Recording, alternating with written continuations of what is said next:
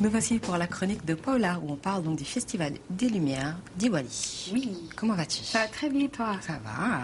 Alors, je vais vous parler d'une célébration qui est considérée très importante dans la culture hindoue, non pas juste en Inde.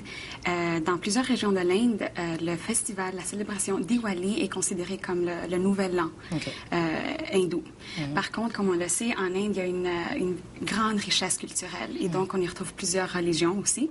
Et donc, la signification qu'on va attribuer à la célébration de Diwali va varier dépendamment de la croyance et de la religion. Diwali, on sait que ça veut dire rangée de lumière. Et de là vient l'histoire, la légende du dieu Rami. Oui, Rama, excusez-moi, du dieu Rama. Et lui, l'histoire du dieu Rama raconte la légende de lui et sa femme ont été exilés pendant 13 ans, pendant plusieurs années dans une forêt, par un démon qui était très méchant. Et après 13 ans, par contre, il a été capable de vaincre le démon et retourner dans son royaume avec sa femme. Et la légende raconte que son retour au royaume, les gens du peuple ont commencé à allumer des bougies. Des bougies, des lampes à l'huile dans le temps, disons. Et justement, de là vient la signification de rangée de lumière. C'est pas mal parce que la semaine dernière, il y a 2 semaines, on parlait du Taj Mahal, il y avait toute une histoire d'amour, il y avait l'histoire de la lumière. Beau, et ça revient, on dirait que ça revient. Un thème qui revient tout le temps. Exactement. Et puis, un autre thème, il y en a, comme je te disais, il y a plusieurs significations, mais il y en a 3 quand même qui vont être plus déterminants, disons, plus importants. Ça sera le premier. Il y a une autre légende aussi qui s'attribue à la signification de Diwali. Ça serait l'histoire du démon Narakasura.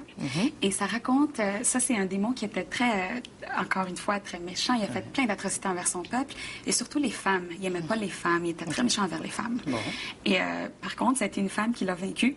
Ça a été la femme du roi Krishna.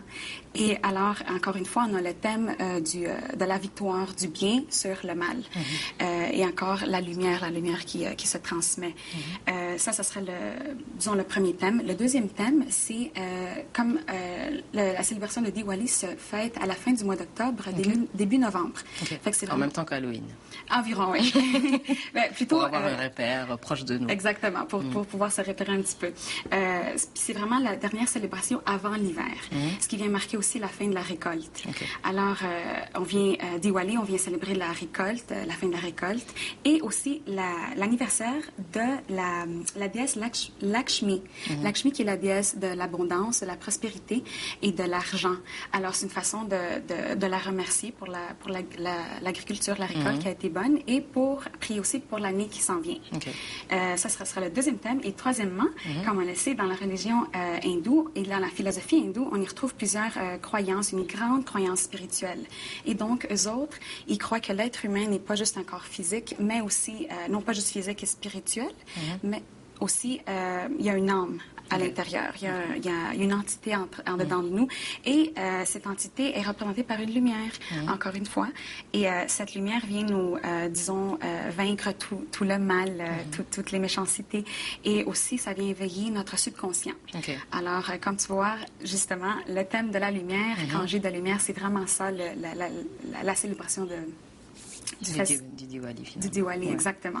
Et comme je disais, ça se célèbre à la fin du mois d'octobre, début novembre. Par contre, il n'y a pas de date spécifique parce que tout dépend de la nouvelle lune du mois de novembre. Donc, ça suit un peu le calendrier lunaire. Exactement. Et donc, ça va varier. C'est une célébration aussi qui prend plusieurs jours. Ça s'étend durant 6 jours. Ça se fait en grand. Les gens là-bas, bien sûr, en Inde, sortent dans les rues. Ils décorent les rues avec plein de lumière, beaucoup de luminosité, évidemment, beaucoup de fleurs et beaucoup de nourriture.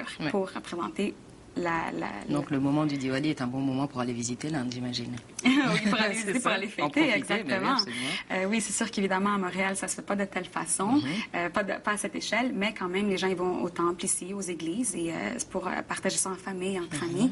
Et ce qui était très intéressant aussi, c'est que il y a une journée de Diwali, c'est la journée de la nouvelle lune, mais durant les 6 jours, ça va se fêter de façon très spécifique. Et il y a comme un thème, disons, dans chaque journée. Pour chaque journée. Exactement. Exactement. Il y a une journée, par exemple, comme en Inde, la vache, par exemple, elle est considérée comme un symbole de Dieu, un symbole sacré. Absolument.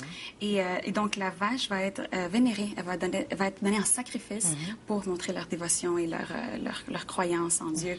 Aussi, il y a un thème, par exemple, des fois, pas des fois, mais il y a un autre thème, c'est entre frères et sœurs. C'est vraiment la célébration des frères et sœurs. Okay. Ou une autre journée est donnée à la femme aussi, à la femme mariée. Le mari donne des cadeaux à la femme. Et donc, c'est très intéressant, les thèmes qui se suivent dépendant... Donc, ça permet finalement de faire des liens avec tout ce qui est proche de soi, finalement, frères et sœurs, la femme, la vache qui est sacrée, etc. Exactement. Et remercier pour l'abondance, etc., comme tu le disais tout à l'heure. Tous des thèmes qui sont très importants dans la culture hindoue. Alors, c'est très... c'est une grande joie de célébrer une belle fête, en tout cas. Une belle fête. Et rien que célébrer la lumière, c'est toujours quelque chose. C'est célébrer ce qu'il y a de positif, finalement. Parce que tu parlais aussi de l'opposition bien contre mal dans une des légendes. Et souvent aussi, nous autres, quand on pense en célébration, on pense vraiment juste vraiment à l'alcool et puis s'amuser. Non, mais c'est vrai. Et puis, eux autres, c'est vraiment encore un thème spirituel derrière tout ça. Absolument. Donc, c'est intéressant. Il y en a un peu pour tout le monde. C'est du très joli. C'est du très, très joli. Merci beaucoup. On en a appris plus sur le Diwali. Donc, on va faire une petite pause et on va venir tout de suite après. Vous allez avoir plus d'informations sur CGNT.